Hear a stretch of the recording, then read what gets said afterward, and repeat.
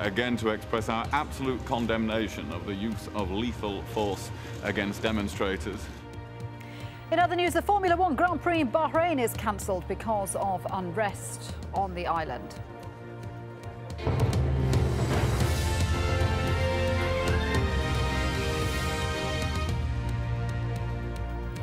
Protesters in Libya say they're in control of several key cities as international criticism grows over the handling of the uprising.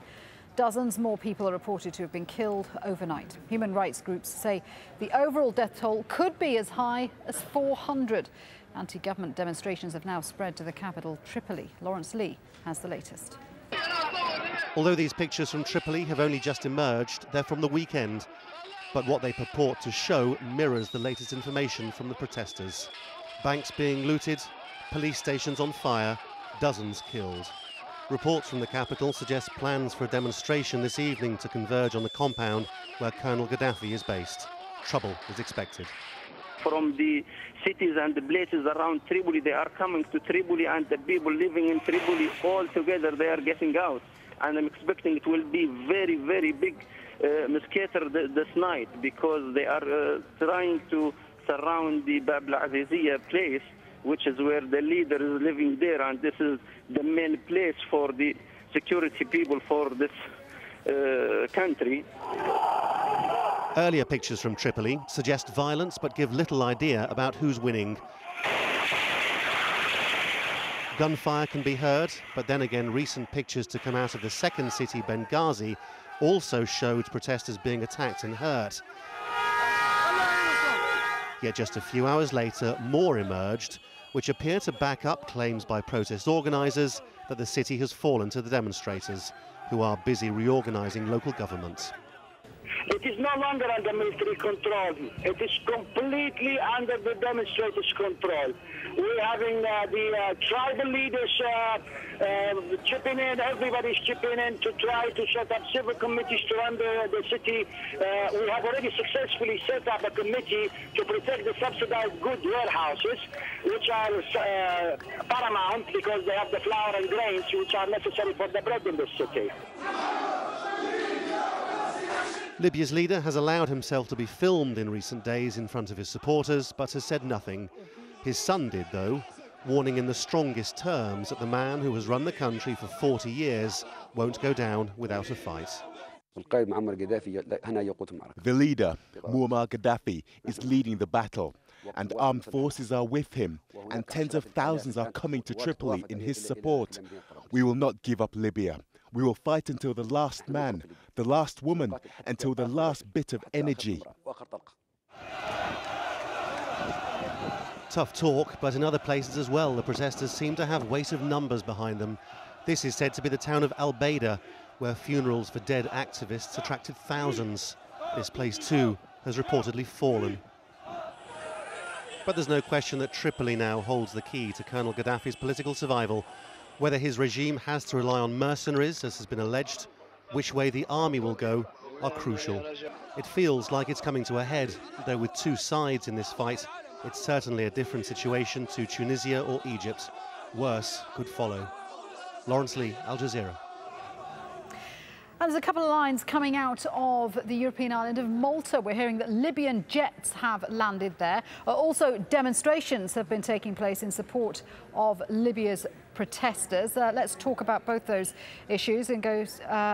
No, we'll talk about that a little later on. We don't have our reporter on the line for that. Well, as the violence in Libya escalates, Britain has taken the step of summoning the Libyan ambassador to London. Now, that follows some strong words of condemnation from the British Foreign Minister as he attended a meeting of EU foreign ministers in Brussels. Jackie Rowlands reports. They came together to discuss recent events in North Africa. But inevitably, one topic dominated the agenda: Libya. European foreign ministers spoke largely with one voice when they condemned the use of violence against peaceful demonstrators. I think we're in a situation, for instance, in Libya, where we can only condemn the violence. At the same time, it's not our job to change the leader of Libya. It is the job of the leadership of Libya to listen to its people. And to be quite honest, listening to people doesn't mean that you should be using a machine gun. We are extremely concerned with events and condemned very clearly the repression that is ongoing. But then we are looking beyond what is happening today. It is a long-term challenge of development, of reform, of economic growth in that entire part of North Africa and Middle East, which will be very high up on the agenda for quite some time to come. The EU and the United States were criticised for being slow to pick up on the popular mood during the uprisings in Egypt and Tunisia. This time they are moving swiftly to demand an end to the bloodshed in Libya. But Europe is also dependent on Libya. Italy gets 1/5 of its oil from Libyan wells, and Libyan cooperation is vital to combat illegal immigration into Europe. This may explain why the Italians have struck a slightly different note from their other European partners. I'm extremely concerned about the self-proclamation of the so-called Islamic Emirate of Benghazi. Would you imagine to have an Islamic Arab Emirates at the borders of Europe? This would be a really serious threat. The Spanish foreign minister has spoken of evacuation plans for all EU citizens. And Britain has called on Libya to protect foreign nationals. But right now, Libya does not seem in the mood to listen to European demands or warnings. Jackie Rowland, Al Jazeera.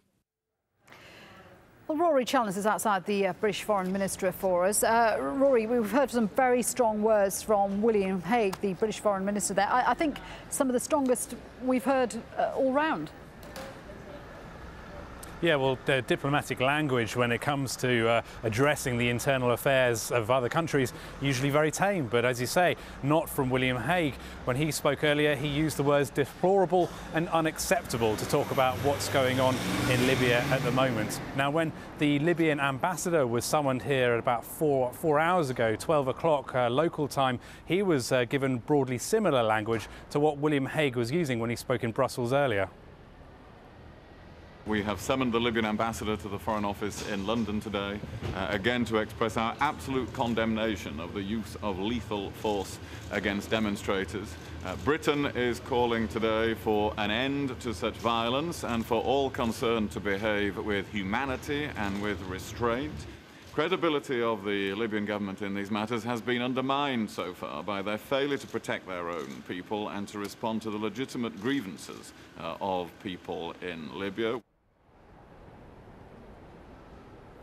Well, the British government wants certain things from Libya. It wants an immediate end to the violence there. It also wants an inquiry into the killings that have happened so far, and it wants a commitment from Gaddafi's government towards political and economic reform. If it doesn't get those things, it says that the international community will be holding Gaddafi and his government to account for the things they're doing. What does this say about relations between Britain and Libya, Rory? Well, it's saying that they are changing because Britain and Libya, in the last few years at least, have had a fairly cosy relationship. If you cast your mind back to 2007 and what came to be called the deal in the desert between Tony Blair and the Libyan government. Now, that deal was essentially criticised by many people on both sides of the Atlantic, particularly in the US. It was